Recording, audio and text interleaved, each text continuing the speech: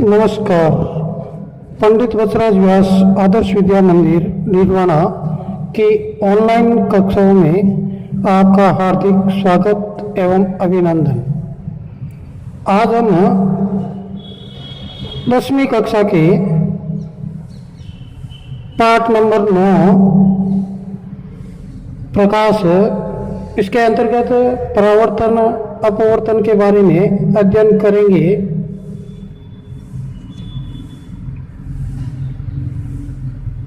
प्रकाश क्या है? प्रकाश एक प्रकार की ऊर्जा है जिससे दृष्टि संवेदना उत्पन्न होती है। प्रकाश एक सीधी सरल रेखा में गति करता है। इस सरल रेखा में गति करते हुए प्रकाश को प्रकाश किरण कहते हैं। प्रकाश पर आधारित कई घटनाएं हैं, जैसे परावर्तन, अपवर्तन, ध्रुवण, विवर्तन, प्रकीर्णन, व्यतिकरण, प्रकाश विद्युत प्रभाव और प्रकाश रासायनिक प्रभाव। इन घटनाओं में से आपके सिलेबस में केवल ये दो परावर्तन और अपवर्तन की घटनाएं व इनसे संबंधित जानकारी सिलेबस में है। प्रकाश का परावर्तन, जब प्रकाश किरण एक माध्यम से गमन करती हुई दूसरे माध्यम की ओर सतह से टकराकर पुनः उसी माध्यम में लौट जाती है तो प्रकाश की इस घटना को प्रकाश का परावर्तन कहते हैं, जिसे निम्न आरेख द्वारा समझा जा सकता है। जैसे कोई परावर्तक पृष्ठ है, उस पर कोई आपतित किरण टकराती है, टकराने के बाद वापस उसी माध्यम में लौट जाती है।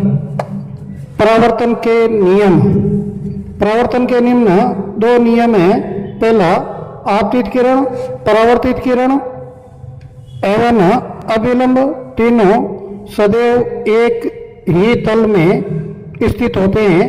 दूसरा नियम, आपतन कोण एवं परावर्तन कोण का मान सदैव समान होता है, अर्थात कोण I बराबर कोण R। जैसे आपतन कोण का मान 45 डिग्री दिया हुआ हो तो कोण R का पूछा जाए तो कोण R भी 45 डिग्री का ही होगा। परावर्तन के प्रकार, परावर्तन के निम्न दो प्रकार हैं, नियमित परावर्तन और विस्तृत परावर्तन। नियमित परावर्तन के अंतर्गत जब प्रकाश किरणें एक समतल चिकने पृष्ठ पर आपतित होती है तो परावर्तन के बाद ये किरणें एक निश्चित दिशा में लौट जाती है एवं पुनः लौटते समय भी एक दूसरे के समानांतर रहती है। इस प्रकार के परावर्तन को नियमित परावर्तन कहते हैं। दूसरा, विस्तृत परावर्तन, जब प्रकाश किरणें किसी खुरदरे पृष्ठ पर आपतित होती है तो परावर्तन के बाद सभी किरणें विभिन्न दिशाओं में फैल जाती है, अर्थात विस्तृत हो जाती है। इसे विस्तृत परावर्तन कहते हैं। इन प्रकारों के अतिरिक्त एक प्रकार और भी है जिसे पार्श्व परावर्तन कहते हैं। इसके अंतर्गत समतल दर्पण के सामने किसी वस्तु को रखने पर उस वस्तु के प्रतिबिंब में वस्तु का दायां भाग प्रतिबिंब में बाईं तरफ तथा वस्तु का बायां भाग प्रतिबिंब में दाईं तरफ दिखाई देता है। इस घटना को पार्श्व परावर्तन कहते हैं। अब दर्पण, दर्पण का सामान्य इस प्रकार परिभाषित कर सकते हैं कि जब कांच की किसी पट्टिका की एक सतह पर रजत यानी चांदी या निकल धातु की पॉलिश करके उस पर अन्य किसी लाल रंग का लेप कर दिया जाए तो इसकी दूसरी सतह प्रतिबिंब का निर्माण करने का कार्य करती है। इसे दर्पण कहते हैं। दर्पण के प्रकार, दर्पण मुख्यतः दो प्रकार के होते हैं, समतल दर्पण और गोलीय दर्पण। पहला है समतल दर्पण। ऐसा दर्पण जिसकी परावर्तक सतह समतल हो, समतल दर्पण कहलाता है, जिसका उपयोग सामान्यतः हम अधिकतर चेहरा देखने में करते हैं। समतल दर्पण से बनने वाले प्रतिबिंब की कुछ विशेषताएं इस प्रकार हैं। इससे बनने वाले प्रतिबिंब काल्पनिक या आभासी होते हैं। प्रतिबिंब सीधा बनता है। प्रतिबिंब का आकार वस्तु के बराबर या समान होता है। वस्तु दर्पण से जितनी दूरी पर स्थित होगी, प्रतिबिंब भी दर्पण से उतनी ही दूरी पर पीछे की ओर बनेगा और वस्तु का बायां भाग प्रतिबिंब का दायां भाग तथा वस्तु का दायां भाग प्रतिबिंब का बायां भाग होगा। इसे पार्श्व परावर्तन कहते हैं। इस प्रकार निम्न विशेषताएं समतल दर्पण की होती है। अब है गोलीय दर्पण। वह दर्पण जिसका परावर्तक पृष्ठ वक्र अर्थात गोलीय हो, गोलीय दर्पण कहलाते हैं। गोलीय दर्पण के प्रकार ये निम्न दो प्रकार के होते हैं, अवतल दर्पण एवं उत्तल दर्पण। पहला है अवतल दर्पण।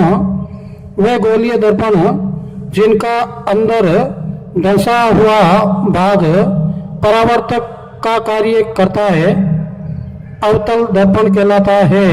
अथवा वह गोलीय दर्पण जिनका परावर्तक पृष्ठ केंद्र की ओर या अंदर की ओर वक्रित हो, अवतल दर्पण कहलाता है। अवतल दर्पण को सामान्यतः अभिसारी दर्पण भी कहते हैं, क्योंकि ये मुख्य अक्ष के समांतर आपतित प्रकाश किरणों को परावर्तन के बाद एक बिंदु पर केंद्रित करता है अर्थात अभिसारित करता है। दूसरा दर्पण है उत्तल दर्पण। वे गोलीय दर्पण जिनका उभरा हुआ भाग परावर्तक पृष्ठ की तरह कार्य करता है, उत्तल दर्पण कहलाता है। अथवा वह गोलीय दर्पण जिनका परावर्तक पृष्ठ गोले के केंद्र से बाहर की ओर वक्रित हो, उत्तल दर्पण कहलाता है। सामान्यतः उत्तल दर्पण को अपसारी दर्पण भी कहते हैं, क्योंकि यह मुख्य अक्ष के समांतर आपतित प्रकाश किरणों को परावर्तन के बाद फैला देता है अर्थात अपसारित कर देता है। इस प्रकार उत्तल दर्पण और अवतल दर्पण को हम सामान्यतः एक चम्मच के द्वारा समझ सकते हैं।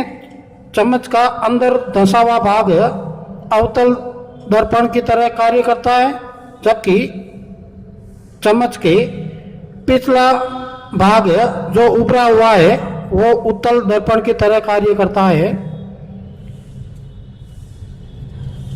इस प्रकार आज हमने दर्पण के बारे में, परावर्तन के बारे में अध्ययन किया।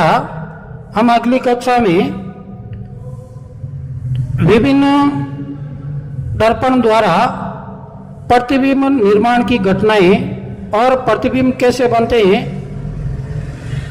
उनके बारे में अध्ययन करेंगे।